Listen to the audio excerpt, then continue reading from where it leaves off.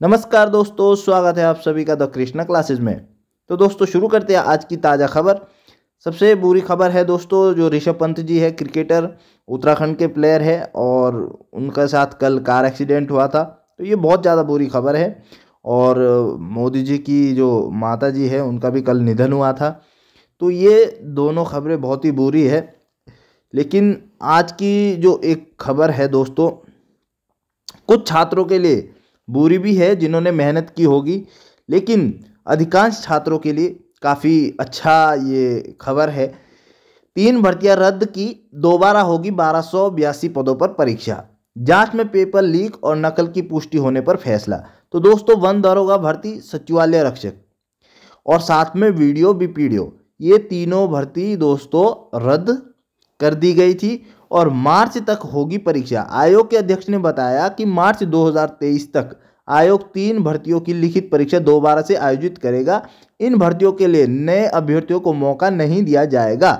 मतलब कि जो पूर्व में अभ्यर्थी है वही अभ्यर्थी इसमें पार्टिसिपेट कर सकते हैं एग्जाम देने। पूर्व में जो अभ्यर्थी परीक्षा में शामिल हुए थे उन्हें ही परीक्षा में मौका मिलेगा। पेपर लीक और नकल प्रकरण में प्रत्यक्ष व अप्रत्यक्ष रूप से संलिप्त अभ्यर्थियों को आयोग की किसी भी भर्ती में शामिल नहीं होने दिया जाएगा।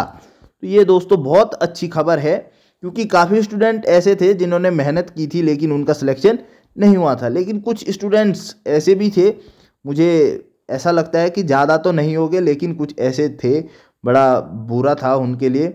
भर्तियां रद्द, मेरिट में आए अभ्यर्थियों की टूटी उम्मीदें, छल के आंसू। तो ये देखिए दोस्तों, कुछ है ऐसे भी स्टूडेंट्स, मैं कह रहा हूँ।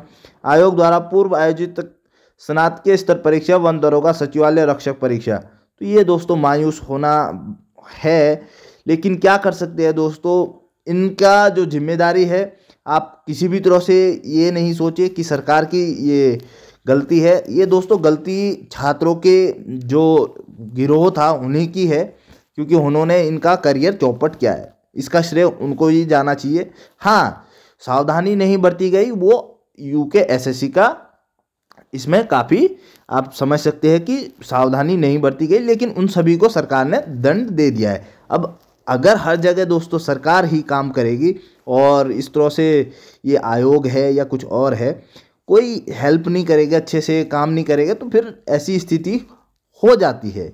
तो 7 भर्तियों पर विधिक राय मांगी, फैसला होना बाकी। बाकी जो 7 भर्तियां है उसका भी स्टेटमेंट लेंगे विधिक कि क्या होना चाहिए, कैसा होना चाहिए। और मुझे लगता है कि अगर उसमें भी ऐसा स्थिति है तो ये एक मतलब बहुत बड़ी पहल होनी चाहिए, सारी 7 भर्तियां कैंसिल होनी चाहिए। इससे क्या बेनिफिट्स हो गए दोस्तों, मैं आप सभी को बताता हूँ। इससे बेनिफिट ये रहेंगे कि आगे कोई भी छात्र हो या गिरोह हो ऐसी कोशिश नहीं करेगा, क्योंकि उन्हें फिर डर लगेगा कि पैसा भी डूबेगा और जॉब भी नहीं मिलेगी, और सरकार से वो डरेंगे।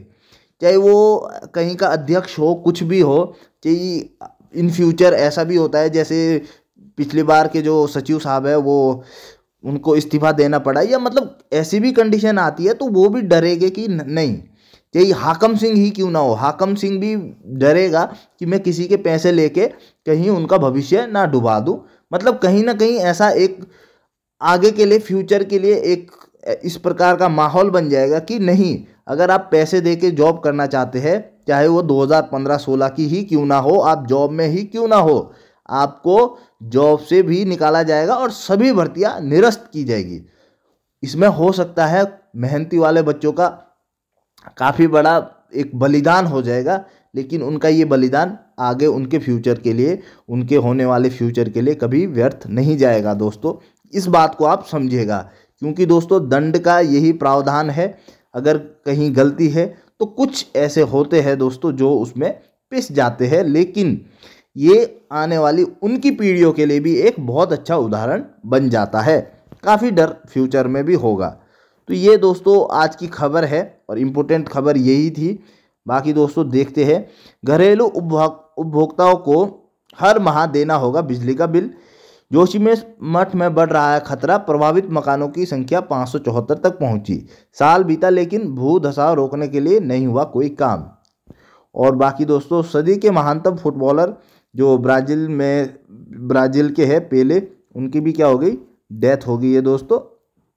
तो ये दोस्तों आज की ताज़ा खबरें हैं। आई होप सभी स्टूडेंट्स इस न्यूज़ को शेयर करेगा, और जो स्टूडेंट्स जो जिन्होंने मेहनत से पास किया था परीक्षा, तो उनके लिए दोस्तों सभी लोगों को अपना एक भावनात्मक रूप से सांत्वना देनी चाहिए। अगर आपके आसपास भी ऐसे छात्र हैं कि ये उनका एक योगदान है अच्छे उत्तराखंड को बनाने के लिए, और उन्हें प्रोत्साहित करना चाहिए कि इस तरह से कभी दोबारा किसी के साथ ना हो, इसीलिए ये कार्रवाई की जा रही है। क्योंकि दोस्तों उनका भी तो आप सोच सकते हैं जिनका सिलेक्शन नहीं हुआ हो, और उन्हें पता था उनका सिलेक्शन होना है और उनका सिलेक्शन नहीं हुआ है, तो उनके साथ भी तो कुछ बीती होगी। और ऐसे एक नहीं, ऐसे ज़्यादा हो गए दोस्तों, सिलेक्शन वाले कम हो गए। और इन फ्यूचर अब ऐसा होगा कि कहीं सारे पैसे, अगर अभी ये कार्रवाई नहीं होती तो इन फ्यूचर ऐसा हो सकता कि सारी सीटें, जितनी भी सीटें आ रही है वो पैसे से ही ना बिक जाए।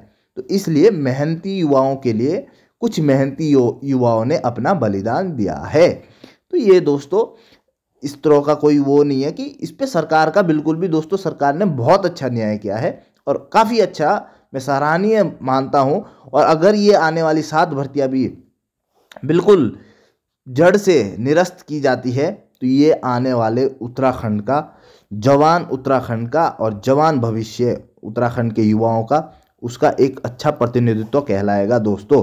बाकी दोस्तों आज के लिए इतना ही। जय हिंद, जय भारत। वीडियो को ज़्यादा से ज़्यादा शेयर करें।